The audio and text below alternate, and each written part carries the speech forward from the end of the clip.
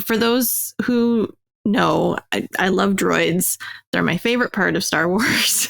Oh. I love them more than the human characters. R2, I believe, has saved all of Star Wars.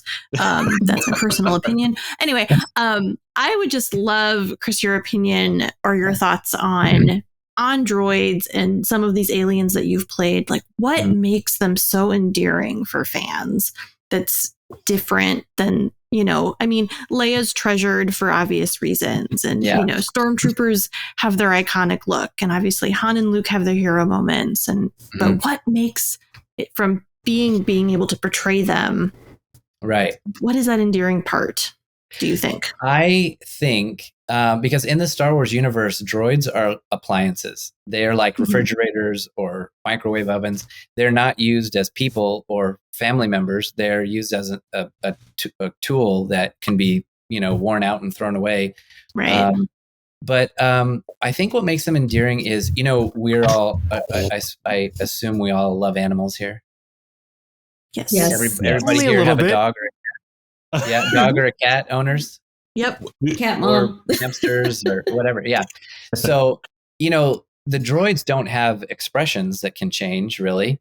And so, especially like R2. R2 is like a puppy, right? You can't understand what he's saying.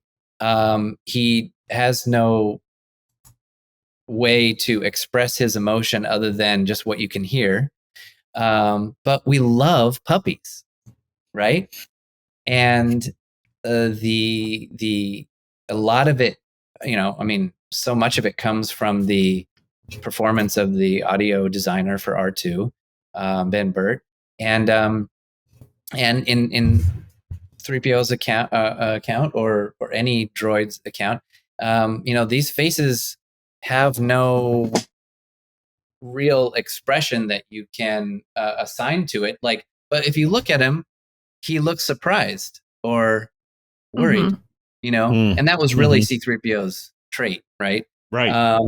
Other droids like Zero, he where'd he go? Where'd you go, buddy? Oh, there he is. Zero, he has this praying mantis look to him, doesn't he?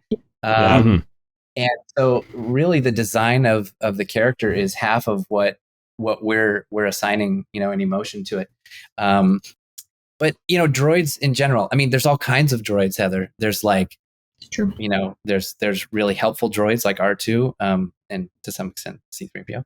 And then there's, there's droids with we could say poor programming, who do cause harm, and like the Dark Troopers in season 2 of The Mandalorian. Yeah.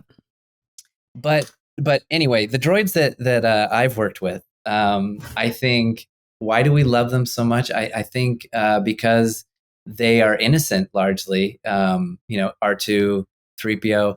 R2 and 3PO are also the audience, if you think about it. They don't know what's going on. They're thrust into this, and this would be really a great question for Anthony Daniels. And I'm just giving my own 2 cents, but the droids like those are really a fish out of water kind of a thing, and they're really the audience, how the audience would see all the things that are happening in the story. But other droids, like I said, like Zero, I approached him like a combination of C-3PO and Boba Fett mixed together. He's a droid, but he's cool. Boba Fett before the new Boba Fett, before we knew anything more about Boba Fett. And then after I did my screen test, I went and watched videos of praying mantises, and they are creepy. They are creepy. If you ever watch the praying mantis, like how they move is like their head is like totally separate from their body and movement, and that's how I treated Zero. You come on set. Listen, I watched 24 hours of praying mantises, and it was crazy. Yeah. No, I just showed up and I was just glaring at everybody. When I put on the helmet, I would walk around like, You know, like I was very like they didn't know what I was going to do because I looked so scary. But anyway, yeah, that's I love that. now my feeling on real robots, like robots in cinema are really cool. Robots in real life are terrifying. Mm-hmm. Oh, yeah. Yep. Okay. Like, I don't like that there are robots, you know, around that are listening to my conversation and then interpreting maybe what I want to buy or and making suggestions to me. Like, no, I'm good. I'm a human. I don't need your suggestions. Okay? And things like that. Like, you know, if a robot makes a mistake, it could be a really, you know, also they don't have human emotions so far. You know, they don't have the nuances of human interaction and knowing like, well, maybe I'll give a pass to this guy. You know, maybe he just doesn't know everything, you know, as much as I do. So he's acting in a way that is not fully informed. You know, he just made a mistake. You know, whereas a robot would be like, right, wrong, no, you know, you're gone, right, and that kind of thing.